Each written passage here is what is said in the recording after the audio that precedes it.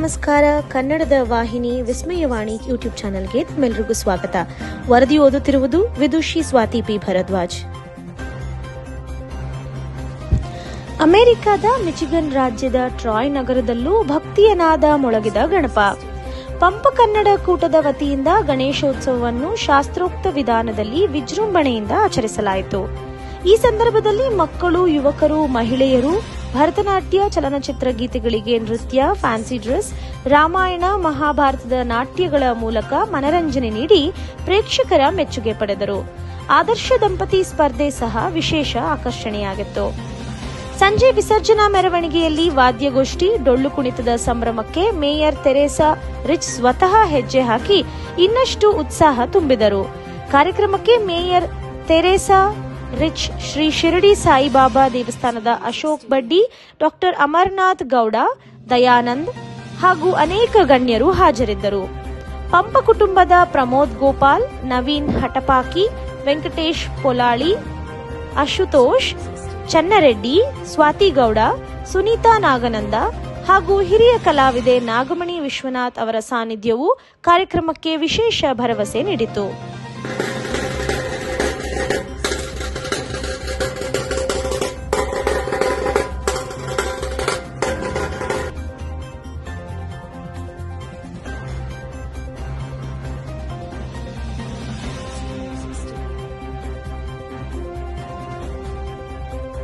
KPCC ಅಧ್ಯಕ್ಷರೂ ಆಗಿರುವ ಉಪಮುಖ್ಯಮಂತ್ರಿ ಡಿಕೆ ಶಿವಕುಮಾರ್ ಅವರು ಗುರುವಾರ ವಿಧಾನಸೌಧದ ತಮ್ಮ ಕಚೇರಿಯಲ್ಲಿ ಮಾಧ್ಯಮಗಳ ಜೊತೆ ಮಾತನಾಡಿದರು. ರಾಜಕೀಯ ಬೆಳವಣಿಗೆಗಳು ಹಾಗೂ ಪಕ್ಷದ ಚಟುವಟಿಕೆಗಳ ಕುರಿತು ಪ್ರತಿಕ್ರಿಯೆ ನೀಡಿದರು.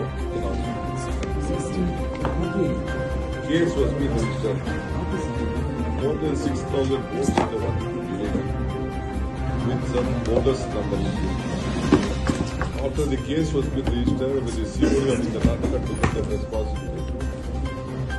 ರಾಷ್ಟ್ರಮಟ್ಟದ ಮಹಿಳಾ ಉದ್ಯಮಿಗಳ ಸಂಘಗಳ ಒಕ್ಕೂಟದ ಅಧ್ಯಕ್ಷೆ ಹಾಗೂ ನಿವೃತ್ತ ಮುಖ್ಯ ಕಾರ್ಯದರ್ಶಿ ರತ್ನಪ್ರಭಾ ನೇತೃತ್ವದ ನಿಯೋಗವು ಉಪಮುಖ್ಯಮಂತ್ರಿ ಡಿಕೆ ಶಿವಕುಮಾರ್ ಅವರನ್ನು ಸದಾಶಿವನಗರದಲ್ಲಿ ಭೇಟಿಯಾಯಿತು.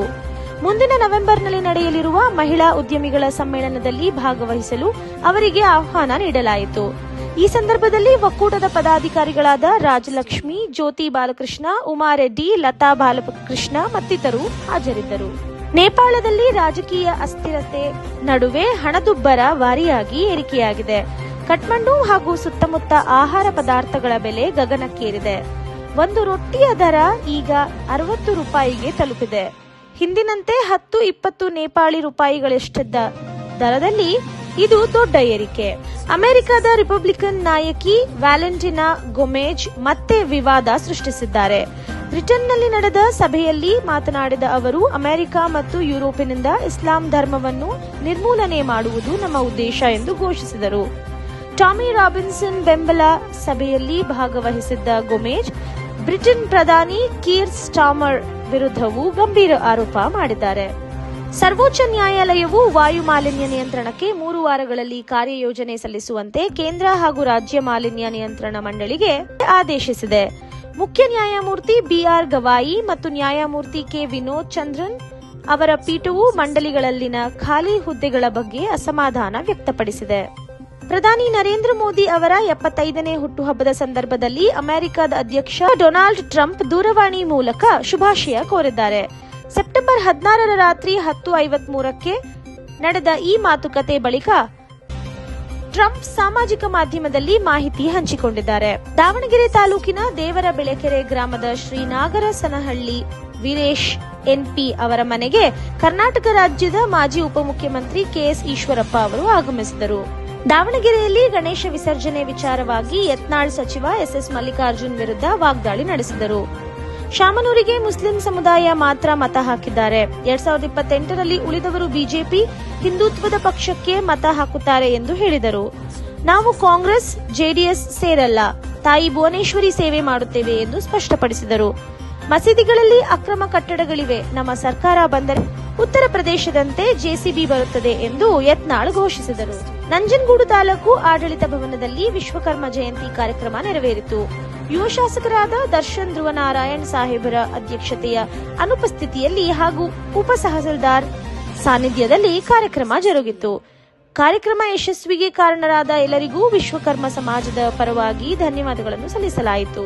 ಕರ್ನಾಟಕ ಫುಡ್ ಬ್ಯಾಂಕ್ ವತಿಯಿಂದ ಪ್ರಧಾನಮಂತ್ರಿ ನರೇಂದ್ರ ಮೋದಿ ಅವರ 75ನೇ ಜನ್ಮದಿನದ ಅಂಗವಾಗಿ ವಿವಿಧ ಜನಪರ ಕಾರ್ಯಕ್ರಮಗಳು ದಾವಣಗೆರೆಯಲ್ಲಿ ಜರುಗಿದವು. ಅನ್ನದಾನ, ಆರೋಗ್ಯ ತಪಾಸಣೆ ಶಿಬಿರ ಮತ್ತು ಸಾರ್ವಜನಿಕ ಸ್ಥಳಗಳಲ್ಲಿ ಸ್ವಚ್ಛತಾ ಅಭಿಯಾನ ಹಮ್ಮಿಕೊಳ್ಳಲಾಯಿತು. ಅಕ್ಟೋಬರ್ 2ರವರೆಗೆ ದೇಶಾದ್ಯಂತ ಆರೋಗ್ಯ ಶಿಬಿರ, ಸ್ವಚ್ಛತಾ ಅಭಿಯಾನ, ಬುದ್ಧಿಜೀವಿಗಳ ಸಭೆ ಹಾಗೂ ಸ್ಥಳೀಯ ಉತ್ಪನ್ನ ಮೇಳಗಳನ್ನು ಆಯೋಜಿಸಲಾಗಿದೆ.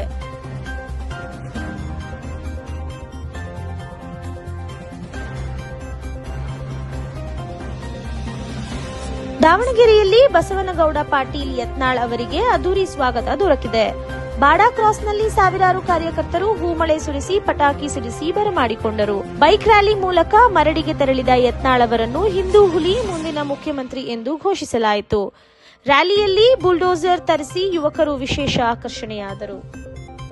ಇದು ಇಂದಿನ ವಿಶೇಷ. ನಿರಂತರ ಸುದ್ದಿಗಾಗಿ ನೋಡ್ತಾ ಇರಿ ವಿಸ್ಮಯವಾಣಿ. ಇದು ಕನ್ನಡಿಗರ ಧ್ವನಿ. ವರದಿ ಓದಿದವರು ವಿದುಷಿ ಸ್ವಾತಿ ಪಿ ಭರದ್ವಾಜ್.